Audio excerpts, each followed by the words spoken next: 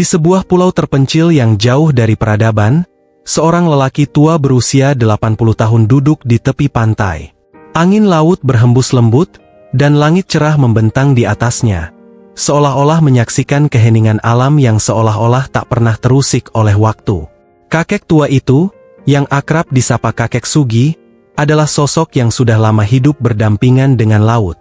Bagi penduduk desa di pesisir pantai, Kakek Sugi bukanlah sekadar nelayan tua, tetapi penjaga rahasia-rahasia alam yang tak terlihat oleh mata orang biasa. Namun, siapa sangka, di pulau itu, Kakek Sugi akan menemukan seorang wanita muda yang membawa perubahan besar dalam hidupnya. Sebuah pertemuan yang tak hanya mengguncang kesendiriannya, tetapi juga membangkitkan perasaan yang tak pernah ia duga akan kembali mengisi hatinya. Sebelum kita melanjutkan cerita ini, izinkan saya memohon sedikit kebaikan hati Anda. Dengan 1 like dan subscribe dari Anda, itu sudah sangat berarti bagi kami. Anda bukan hanya mendukung saluran ini, tetapi juga turut membantu perjuangan kami dalam menggapai impian dan menyelesaikan pendidikan. Setiap klik yang Anda berikan adalah bentuk doa dan dukungan yang tak ternilai bagi kami. Terima kasih, dari hati yang paling dalam. Di suatu pagi yang tenang, Kakek Sugi menatap hamparan lautan yang membentang luas di hadapannya. Matanya, meskipun sudah mulai rabun karena usia, masih bisa menangkap setiap gerakan di sekitar. Angin pantai berdesir lembut, menggoyangkan dedaunan kelapa di atasnya. Bagi Kakek Sugi, laut adalah segalanya. Di usianya yang sudah menginjak 80 tahun, kekuatan fisiknya mungkin tak lagi sekuat dulu, namun semangat hidupnya tak pernah surut. Hari itu, seperti hari-hari sebelumnya, Kakek Sugi mendayung perahu kecilnya menuju pulau terpencil yang jauh dari desanya. Pulau itu, dengan pasir putih dan pepohonan rimbun, adalah tempat favoritnya sejak muda. Tempat di mana ia bisa melupakan hiruk-pikuk dunia, dan hanya mendengar deburan ombak yang menenangkan. Saat Kakek Sugi menepi di pantai pulau kecil itu, ia menarik perahunya ke atas pasir dan duduk di tepi pantai. Langit biru cerah tanpa awan, dan ia bisa merasakan kehangatan matahari yang perlahan menghangatkan tubuh tuanya. Ia menutup matanya sejenak, menikmati ketenangan yang jarang ia dapatkan. Namun, ketenangan itu mendadak pecah ketika sesuatu di kejauhan menarik perhatiannya.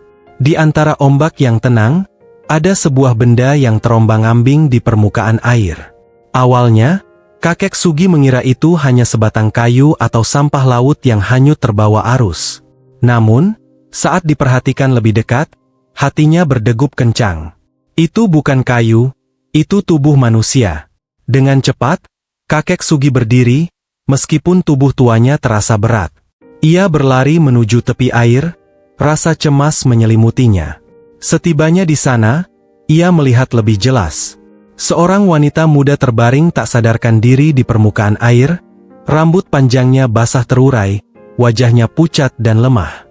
Dengan sekuat tenaga yang tersisa, Kakek Sugi menarik tubuh wanita itu ke daratan. "Nak, bangun, nak!" Gumam Kakek Sugi, mencoba menyadarkan wanita itu. Namun, tidak ada respons. Wanita itu tetap terbaring lemah, napasnya terengah-engah, tapi ia masih hidup. Kakek Sugi tahu bahwa ia harus bertindak cepat. Bagaimana ini? Bisiknya pada diri sendiri, merasa panik. Pulau ini terlalu jauh dari desa, dan ia tidak membawa peralatan medis apapun. Satu-satunya pilihan adalah membawanya kembali ke desanya. Dengan hati-hati, Kakek Sugi mengangkat tubuh wanita itu dan membawanya menuju perahunya. Perjalanan pulang terasa lama dan penuh perjuangan. Ombak sesekali mengguncang perahu, membuat Kakek Sugi cemas, tapi ia terus memastikan bahwa wanita itu baik-baik saja. Setelah berjam-jam berlayar, akhirnya Kakek Sugi tiba di desanya. Ia membawa wanita itu ke rumahnya, sebuah rumah kayu sederhana di tepi pantai. Rumah itu mungkin kecil dan sudah tua, dengan dinding-dinding yang mulai lapuk, namun bagi Kakek Sugi, itu adalah tempat penuh kehangatan. Dengan hati-hati, ia membaringkan wanita itu di atas kasur tipis di kamarnya. Ia membersihkan luka-luka kecil di tubuhnya, memberikan minuman hangat, dan berdoa agar wanita itu segera pulih. Hari demi hari berlalu, Namun wanita itu tak kunjung sadar. Setiap pagi, kakek Sugi duduk di samping tempat tidurnya, menatap wajahnya yang pucat dengan penuh harapan. Bagaimana bisa dia terdampar di pulau terpencil itu? Pertanyaan itu terus berputar di benaknya, namun jawabannya belum juga muncul. Pada suatu pagi, ketika matahari baru saja menyapa dunia, sebuah keajaiban terjadi. Wanita itu perlahan membuka matanya. Kakek Sugi yang sedang menyiapkan sarapan di dapur kecilnya, hampir tidak mempercayai penglihatannya. Ia bergegas menghampiri. "Nak, kamu sudah sadar?" tanyanya dengan suara gemetar. Wanita itu menatap sekeliling dengan bingung, matanya yang besar dan indah berkeliling mencari jawaban di wajah kakek Sugi. "Di mana aku?" Suaranya lirih, nyaris seperti bisikan. "Kamu di rumahku, Nak. Aku menemukanmu terdampar di pantai, di sebuah pulau kecil. Apa kamu ingat apa yang terjadi?" tanya kakek Sugi. Wanita itu mengerutkan kening, berusaha keras mengingat, namun semakin ia mencoba, semakin sakit kepalanya terasa. Aku tidak ingat apa-apa," jawabnya pelan. Kakek Sugi mengangguk pelan. "Tidak apa-apa, Nak. Jangan dipaksakan. Kamu istirahat saja dulu." Kakek Sugi memperhatikan wanita itu dengan cermat, tatapannya penuh perhatian dan rasa penasaran. Hari-hari berikutnya, wanita tersebut masih belum bisa mengingat apapun tentang siapa dirinya atau dari mana asalnya. Setiap kali dia berusaha mengingat, rasa sakit di kepalanya semakin menjadi. Namun, perlahan, kesehatannya mulai pulih, berkat perawatan sederhana namun tulus dari kakek Sugi. Wanita itu, yang tidak tahu namanya, mulai menjalani kehidupan yang tenang di rumah kecil itu. Seiring berjalannya waktu, kakek Sugi memutuskan untuk memanggilnya Imar, sebuah nama yang tiba-tiba muncul di pikirannya, seolah-olah itu adalah nama yang memang sudah melekat pada wanita muda tersebut. Ketika kakek Sugi pertama kali menyebut nama itu, wanita itu tersenyum samar dan berkata, "Aku rasa itu nama yang bagus. Terima kasih, kakek." Senyuman itu adalah yang pertama kali muncul di wajah pucat Imar sejak ditemukan terdampar, dan bagi kakek Sugi, senyuman itu seperti sinar matahari yang menyinari rumah kecilnya. Sejak saat itu, Imar mulai tinggal bersama kakek Sugi. Meski ingatan tentang masa lalunya masih belum kembali, dia dengan cepat menyesuaikan diri dengan kehidupan di desa kecil tersebut. Kakek Sugi mengajarinya berbagai hal dasar seperti memasak, membersihkan rumah, dan berkebun. Imar belajar dengan cepat. Ia mulai terbiasa dengan rutinitas sederhana yang dijalani oleh kakek Sugi, dan keduanya semakin akrab setiap harinya. Setiap kali kakek Sugi pulang dari laut dengan membawa hasil tangkapannya, Imar akan menyambutnya dengan senyum manis yang tulus. Kehidupan mereka berdua kini berjalan dengan harmonis. Hubungan yang awalnya seperti orang asing, lambat laun berkembang menjadi seperti hubungan keluarga.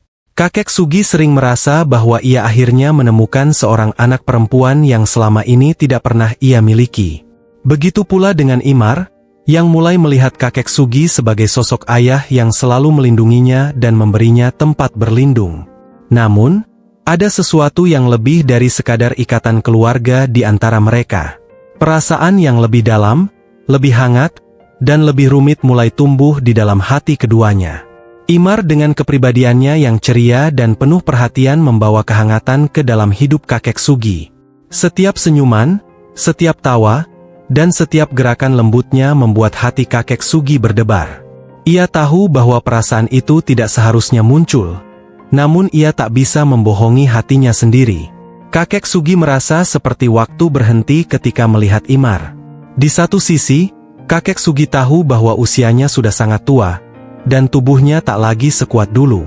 Namun, di sisi lain, Imar dengan wajahnya yang cantik dan kebaikannya yang tulus membuatnya merasa kembali muda. Perasaan itu tumbuh tanpa disadarinya, dan setiap hari, kakek Sugi semakin jatuh cinta kepada Imar. Imar, yang meski tidak mengingat masa lalunya, juga merasakan hal yang sama. Baginya, kakek Sugi bukan hanya seorang penyelamat yang baik hati, tetapi juga seorang pria yang membuatnya merasa aman dan dicintai. Meskipun dalam wujud seorang kakek tua, Imar menemukan sosok yang ia bisa andalkan dan percayai. Rasa syukur dan kasih sayangnya kepada kakek Sugi tumbuh menjadi sesuatu yang lebih dalam, sesuatu yang mungkin sulit dimengerti oleh orang lain.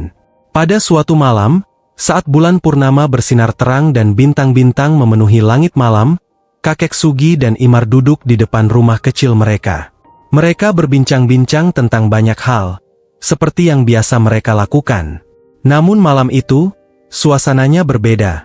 Ada keheningan yang mendalam di antara mereka, seolah-olah ada sesuatu yang hendak diungkapkan, namun keduanya masih ragu untuk memulainya. Imar. Kakek Sugi memulai, suaranya bergetar lembut, menunjukkan keraguan di hatinya. Imar menoleh, menatap wajah keriput kakek Sugi dengan mata lembut. "Iya, kakek," jawabnya, senyum tipis menghiasi bibirnya. "Aku tahu ini mungkin terdengar aneh, tapi aku tak bisa membohongi diriku sendiri.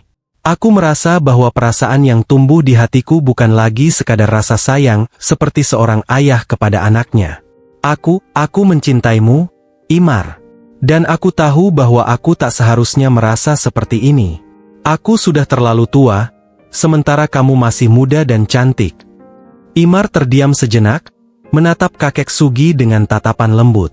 Alih-alih merasa terkejut atau marah, Imar justru tersenyum. Senyuman hangat yang membuat hati kakek Sugi berdebar lebih cepat. "Aku mengerti, kakek. Dan aku juga merasakan hal yang sama," jawab Imar pelan, namun penuh keyakinan. "Aku mungkin tidak ingat siapa diriku, tapi satu hal yang aku tahu adalah aku bahagia berada di sini bersamamu. Kamu telah menyelamatkanku, dan lebih dari itu, kamu telah memberikan cinta dan kehidupan baru bagiku." Sejak malam itu, kakek Sugi dan Imar tidak lagi menahan perasaan mereka. Meskipun kakek Sugi sadar betul akan perbedaan usia yang sangat besar di antara mereka, ia menerima perasaannya dengan tulus. Begitu juga dengan Imar, yang tidak mempermasalahkan usia kakek Sugi. Baginya, kakek Sugi adalah sosok yang penuh kasih sayang, yang telah memberinya hidup baru. Namun, kehidupan di desa kecil itu tidak sepenuhnya berjalan mulus. Berita tentang hubungan antara kakek Sugi dan Imar mulai tersebar. Banyak tetangga yang merasa aneh melihat seorang wanita muda seperti Imar bersama dengan kakek Sugi yang sudah tua. Beberapa orang mencemooh mereka, menganggap hubungan itu tidak wajar. Namun, ada juga yang mendukung, melihat betapa bahagianya keduanya. Kakek Sugi dan Imar, meskipun mendengar cemoohan itu, tetap teguh dalam hubungan mereka. "Apa yang akan orang-orang katakan tentang kita?" tanya kakek Sugi suatu hari, kekhawatiran tampak di wajahnya yang keriput. Imar tersenyum lembut, tatapannya penuh keteguhan. "Aku tidak peduli apa yang orang katakan, kakek. Yang penting adalah aku bahagia bersamamu." Jawaban Imar membuat hati kakek Sugi lega. Ia tahu bahwa perasaan mereka satu sama lain jauh lebih kuat daripada pendapat orang lain. Akhirnya, kakek Sugi memberanikan diri untuk melamar Imar. Meskipun usianya sudah sangat tua dan lamaran itu terdengar konyol bagi sebagian orang, kakek Sugi tahu bahwa cintanya kepada Imar adalah nyata. Mereka menikah dalam sebuah upacara sederhana, dihadiri oleh beberapa tetangga yang benar-benar peduli pada mereka. Tidak ada pesta besar, tidak ada kemeriahan, hanya janji sederhana untuk saling mencintai dan mendukung satu sama lain. "Kamu yakin mau menikah dengan kakek tua sepertiku?" tanya kakek Sugi, sekali lagi merasa ragu, saat mereka berdiri di depan penghulu. Imar tersenyum, menggenggam tangan kakek Sugi dengan erat. "Kamu bukan sekadar kakek tua. Kamu adalah pria yang membuatku merasa hidup." Mendengar jawaban itu, air mata kakek Sugi menetes. Ia tidak pernah menyangka bahwa di sisa hidupnya, ia masih bisa merasakan kebahagiaan yang begitu besar. Setelah pernikahan mereka yang sederhana, kehidupan kakek Sugi dan Imar berjalan lebih baik dari sebelumnya. Mereka bekerja sama mengurus rumah, pergi memancing, dan bercocok tanam di kebun kecil di samping rumah mereka. Meskipun usia kakek Sugi sudah tua, kehadiran Imar memberinya energi baru. Semangat hidupnya kembali, bahkan lebih kuat daripada sebelumnya. Setiap pagi, Imar bangun lebih awal untuk menyiapkan sarapan bagi kakek Sugi.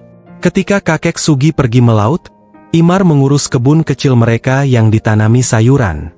Kehidupan mereka mungkin sederhana, namun penuh dengan kebahagiaan yang tulus. Imar, yang dulu hanya mengandalkan kakek Sugi, kini mulai membantu lebih banyak. Kehadirannya benar-benar memberi arti baru dalam hidup kakek Sugi. Tetangga-tetangga yang dulu mencemooh mereka kini mulai terdiam, melihat perubahan yang terjadi pada kakek Sugi. Lelaki tua itu kini tampak lebih bersemangat dan ceria, tak lagi murung seperti sebelumnya.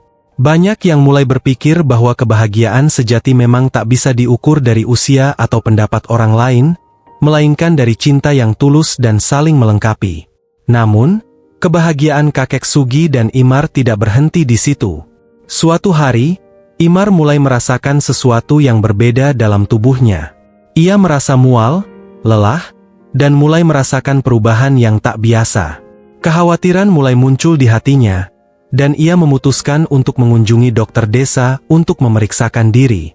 Apa yang Imar dengar dari dokter desa membuatnya hampir tak percaya. "Kamu hamil, Imar?" kata dokter desa itu dengan lembut. Imar menatap dokter dengan mata lebar, sulit mempercayai kata-kata yang baru saja didengarnya. Bagaimana mungkin?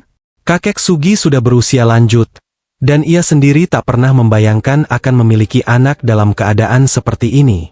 Ketika pulang ke rumah, Imar tak bisa menahan kebahagiaannya. Dengan mata yang berkilau dan senyum yang lebar, ia segera memberitahu kakek Sugi. "Kita akan punya anak, kakek," katanya dengan suara yang gemetar penuh kegembiraan. Kakek Sugi terdiam sejenak, seperti tak percaya dengan apa yang baru saja didengarnya. "Anak?" Suaranya parau dan gemetar. "Kita akan punya anak." Matanya mulai berkaca-kaca, dan air mata bahagia perlahan menetes di pipinya yang keriput. Ia memeluk Imar erat, tak bisa menahan rasa haru yang membuncah di hatinya. Di usianya yang senja, ketika ia berpikir bahwa hidupnya akan berakhir dalam kesepian, Tuhan justru memberinya anugerah terbesar, seorang istri yang ia cintai dan seorang anak yang akan menjadi penerus hidupnya. Waktu berlalu, dan kehamilan Imar semakin besar. Selama 9 bulan, kakek Sugi merawat Imar dengan penuh kasih sayang. Ia memastikan bahwa istrinya mendapatkan makanan bergizi, cukup istirahat, dan tidak melakukan pekerjaan berat. Meskipun tubuh tuanya sudah tidak sekuat dulu, kakek Sugi melakukan segalanya untuk menjaga kesehatan Imar dan calon bayi mereka. Pada suatu malam yang tenang, ketika bintang-bintang bersinar terang di langit, Imar mulai merasakan kontraksi. Kakek Sugi yang sedang duduk di luar rumah segera berlari masuk ketika mendengar teriakan kecil dari dalam rumah. "Kakek, sepertinya sudah waktunya," kata Imar dengan suara lemah, menahan rasa sakit yang mulai menyelimuti tubuhnya. Tanpa berpikir dua kali, kakek Sugi segera memanggil dukun beranak dari desa untuk membantu proses persalinan. Suasana tegang menyelimuti rumah kecil mereka. Kakek Sugi duduk di luar kamar, berdoa agar semuanya berjalan lancar. Jeritan Imar terdengar di seluruh rumah, dan kakek Sugi merasa tak berdaya, hanya bisa menunggu dengan cemas di luar kamar. Setiap detik terasa seperti selamanya. Namun, pada akhirnya, jeritan Imar digantikan oleh suara tangisan bayi yang nyaring. Tangisan itu memecah keheningan malam, dan hati kakek Sugi dipenuhi oleh rasa syukur yang tak terlukiskan. Ia berlari masuk ke dalam kamar dan melihat dukun beranak sedang menggendong bayi mungil yang sehat dan menangis keras. Imar terbaring lemah, namun tersenyum bahagia. "Kakek, kita punya anak," bisik Imar dengan suara lemah, namun penuh kebahagiaan. Air mata kembali mengalir di wajah kakek Sugi. Ia menatap wajah kecil bayi itu, bayi yang merah dan mungil, darah dagingnya sendiri, anak yang lahir dari cintanya dengan Imar. Mereka memberi nama bayi itu, Rashid, nama yang dipilih oleh Imar, yang berarti bijaksana dalam bahasa Arab. Nama itu menjadi simbol dari harapan mereka untuk masa depan yang penuh kebijaksanaan dan kebahagiaan. Hari-hari berlalu, dan kakek Sugi kini hidup dalam kebahagiaan yang tak pernah ia bayangkan sebelumnya. Meskipun usianya sudah senja, ia melakukan segala yang bisa untuk menjadi ayah yang baik bagi anaknya. Setiap hari ia bermain dengan Rashid, mengajaknya berjalan-jalan di tepi pantai, dan menceritakan kisah-kisah tentang laut yang penuh dengan legenda dan keajaiban. Imar selalu ada di samping kakek Sugi, mendukungnya dan membantu merawat Rashid. Mereka adalah keluarga kecil yang hidup dalam kebahagiaan sederhana. Tidak ada kekayaan materi, tetapi cinta dan kasih sayang yang mereka miliki jauh lebih berharga daripada emas atau permata. Bagi kakek Sugi, hidup ini sudah lengkap. Ia memiliki istri yang ia cintai, anak yang menjadi penerus hidupnya, dan kehidupan yang damai di desa kecil mereka. Tetangga-tetangga yang dulu mencemooh mereka kini hanya bisa terdiam melihat betapa bahagianya kakek Sugi dan Imar. Mereka mulai menyadari bahwa kebahagiaan sejati tidak ditentukan oleh usia atau pandangan orang lain, tetapi oleh cinta yang tulus dan saling melengkapi. Seiring berjalannya waktu, kakek Sugi menyadari bahwa usia terus mengejar dirinya.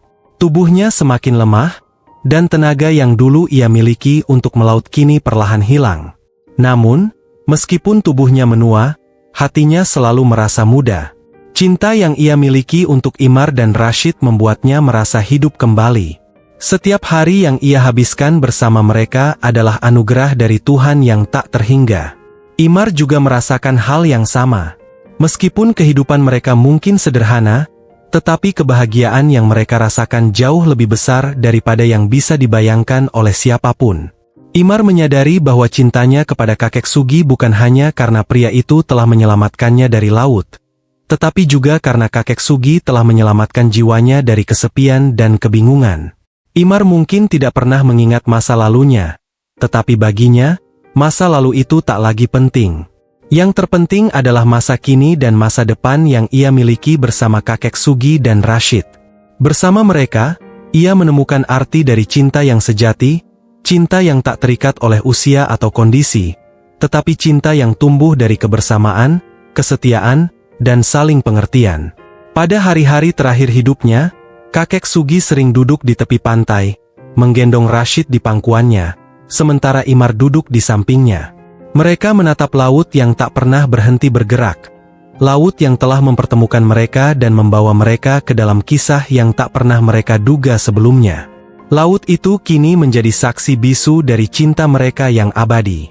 Kisah kakek Sugi dan Imar adalah kisah tentang cinta yang tumbuh dari ketulusan, pengorbanan, dan kebersamaan. Meskipun banyak rintangan yang harus mereka hadapi, cinta mereka tetap bertahan dan berkembang menjadi sesuatu yang lebih indah dari apapun yang bisa dibayangkan.